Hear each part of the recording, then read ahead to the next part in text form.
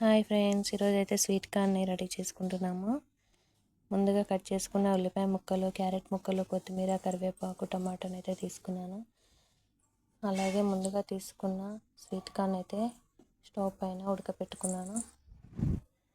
Sweet corn అయితే 10 to 15 minutes అయితే ఉడకపెట్టుకోవాలి. అందులో కొంచెం ఉప్పు కూడా వేసేసుకొని 10 to 15 minutes అయితే ఉడికించుకోవాలి. అలాగే స్టవ్ మీద చిన్న కడాయిని అయితే పెట్టేసుకొని అందులో కొంచెం ఆయిల్ వేసేసుకొని అందులో పోపు దినుసులను కూడా వేసేసుకోవాలి.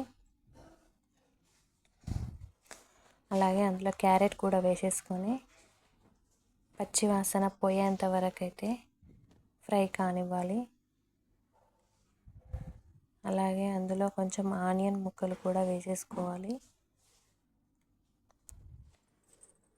అలాగే ఆనియన్స్ వేసిన తర్వాత కూడా నూనెలో కాసేపు మగ్గిన తర్వాత అలాగే కరివేపాకును వేసేసుకొని టమాటా కూడా వేసేసుకొని మగ్గనివ్వాలి.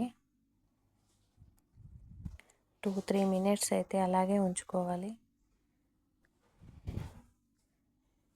ఇప్పుడైతే ఇందులో కొత్తిమీరని అయితే వేసేసుకొని కలుపుకోవాలి. కొత్తిమీర కూడా నూనెలో ఫ్రై అయిన తర్వాత దీంట్లో స్వీట్ కార్న్ అయితే వేసేసుకోవాలి. ఇప్పుడు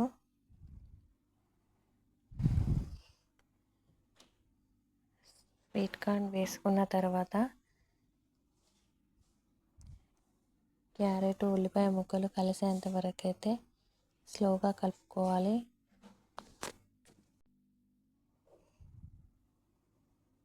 ఇలా స్వీట్ కార్న్ అయితే నూనెలో మగ్గనివ్వాలి.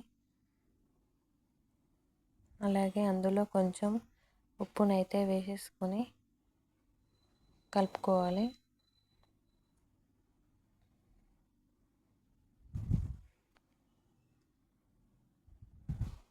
మళ్ళీ కొంచెం పసుపును కూడా వేసేసుకొని కలుపుకోవాలి.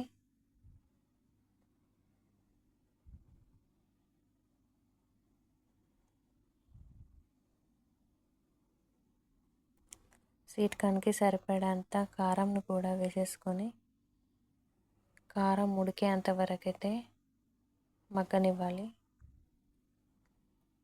ఇప్పుడైతే స్వీట్ కార్న్ అయితే రెడీ అయిపోతుంది. ఇలా ఒక 5 minutes వరకు అయితే ఉంచాలి. ఇప్పుడు స్వీట్ కార్న్ రెడీ అయిపోయింది. లాస్ట్లో కొత్తిమీరతో గార్నిష్ చేసుకుంటే సరిపోతుంది. ఇలా చేసి చూడండి ఫ్రెండ్స్, చాలా బాగుంటుంది. పిల్లలు కూడా చాలా ఇష్టంగా తింటారు. మా పిల్లలకైతే ఇలా చేస్తే చాలా ఇష్టంగా తింటారు ఫ్రెండ్స్. బాయ్. మరి ఎలా ఉందో కామెంట్ చేయండి.